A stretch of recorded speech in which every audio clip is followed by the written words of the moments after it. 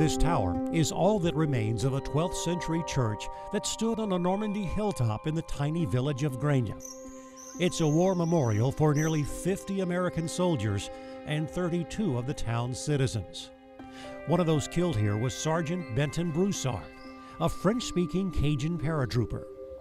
It was just after midnight on D-Day when more than 100 American paratroopers dropped into the flooded lowlands around the village.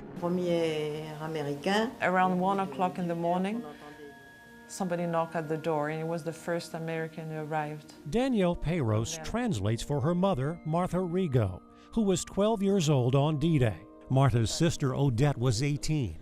It was Sergeant Benton Broussard who had knocked on their door. He was the only one who spoke French, so it was wonderful to hear someone who speaks French. The paratroopers missed their target by 15 miles. It was the worst misdrop of D-Day. The Rigo family farm became a gathering place for soldiers who waited out of the swamp that night. The girls and their father used a boat to gather the troopers' parachutes, equipment packs, and ammunition. They went to find all the equipment in the swamps to hide them in the barn. It was a huge risk. If the Germans caught them, they would be shot. We show you the number. Martha still has part of a parachute she saved from D-Day. 5 days would pass before German troops arrived. The townspeople had gathered here in the Catholic Church for Sunday Mass, and they were joined by some of the American paratroopers. That's when they got word that the Germans were beginning their attack. A lady came in the church and screamed that Germans were coming. The battle raged all day. Odette recalls peeking through a keyhole in the church door. She was looking inside and she could see an American soldier fighting the Americans further. And she saw him falling dead. I mean, this shocked her a lot. Sergeant Broussard was just steps away from the church when he was killed by an artillery shell. During a lull in the fighting, the villagers were sent to their homes. The paratroopers were running out of ammunition and withdrew from the village. The Germans moved in and massacred 17 wounded and captured American soldiers who stayed behind. Some of the villagers were also executed. Venger sur les deux prêtres. And then they killed the two priests, the French priest who stayed in. Ils les ont fusillés et ils ont mis du... And they burned them. The village of Grania was destroyed. 2 months later, Sergeant Broussard's mother, who lived near Crowley, Louisiana, got this telegram. I don't know if she ever got over it. Deanna Richard Spell is Broussard's niece. She remembers that his mother constantly spoke of her lost son. She dedicated her life to the Blessed Virgin Mary, and she wore blue and white for the rest of her life. Broussard's remains were returned to Crowley, where he is buried next to his parents. 70 years after D-Day, Odette recorded this message to Broussard's family. She would have liked to meet his family to tell them that he was happy with them the last 8 days of his life. Rosemarie Benoit, another niece, grew up hearing stories from her grandmother about the uncle she never knew. He loved chocolates. She would send him chocolates. Her grandmother never knew what happened to her son. And no one here knew that Sergeant Broussard and 18-year-old Odette were falling in love. Pour toi. She was like a first love for her. Il me dit, après la guerre, je reviendrai te chercher. He told her, after the war, I come back to take you. Oh, that's so touching. She really was in love with him. That's good to know because he may have been at war, but he was in love. After the war, Odette married a Frenchman, and her wedding dress was stitched from the white silk of an American parachute. With the heart of Louisiana, Dave McNamara, Fox 8 News.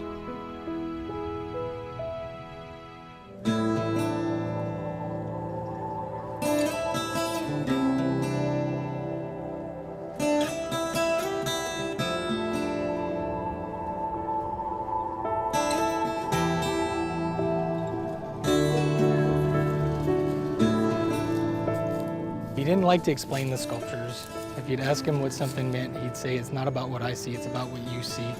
He wanted people to make up their own minds about what the sculpture garden meant to them. Rocky McCune gives guided tours of this odd collection of sculptures alongside Bayou Petit Caillou in the town of Chauvin. I was told that this is the smallest plot of land with the most sculptures in it in the United States. The concrete art is the creation of Kenny Hill, a bricklayer by trade who originally lived here in a tent in the 1980s.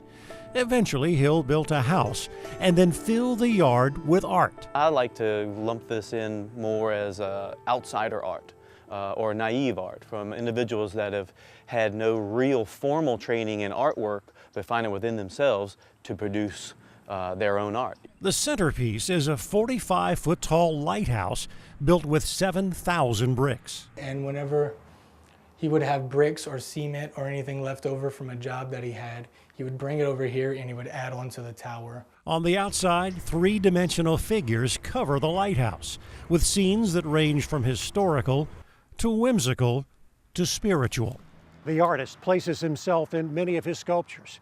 In this piece, Kenny Hill stands with his hand over a bleeding heart and an inscription that reads, "It is empty." Hill sometimes places himself in scenes of torment.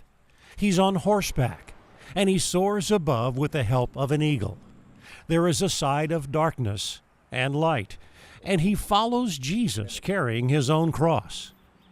Neighbor Keith Peters watched Hill build some of the figures. It's like anything else in art. It's whatever the beholder sees in it, then that's what you have to think. That's why he built it.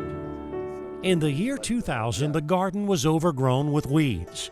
The landowner who had allowed Kenny Hill to live here died. Hill was evicted from the property. And he just took off walking up the road with just the clothes on his back. He left everything behind. With a grant from the Kohler Foundation, the statues have been preserved and the land donated to Nicholls State University with an adjacent art studio. The Garden of Statues is now a public park. You know, people should come here and be inspired by it, or just the awe of its uniqueness. The amazing collection of art wasn't created for profit. It's only one man's personal vision of life, the struggles and triumphs that can create their own meaning for anyone who visits. With the heart of Louisiana, Dave McNamara, Fox 8 News.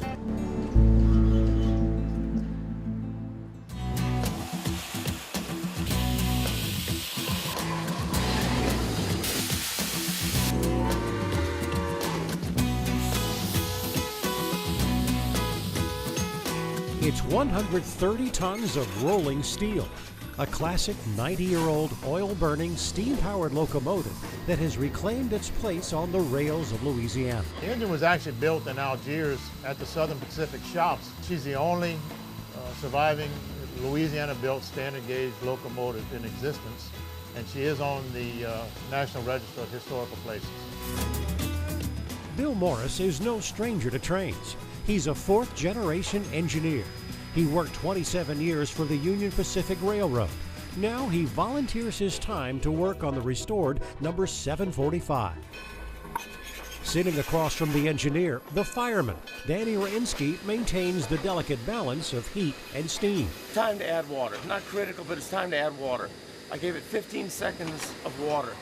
We now got about 3 3/4 bolts. So add about 1/4 of a bolt. If you grew up in New Orleans anytime from the late 1950s to the early 80s, there's a good chance you saw this engine. For nearly 30 years, number 745 was on display in the back of Audubon Park. But after years of fun, the old engine deteriorated, was fenced off, and then removed from the park. It was a group of railroad enthusiasts with the Louisiana Steam Train Association who saved the 745 from the scrapyard. It's like anything in history. She's a big part of history. This is actually an operating museum piece, is what it is. With the help of a federal grant, the New Orleans-built locomotive was put back in near-mint condition and toured the state in 2004 as part of the bicentennial celebration. You got hundreds of kids out there waving at you, going by. There is an emotional bond that pushes these volunteers to keep the old engine running. I like old things. And I like history.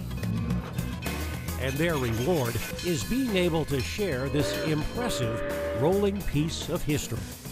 With the heart of Louisiana, Dave McNamara, Fox 8 News.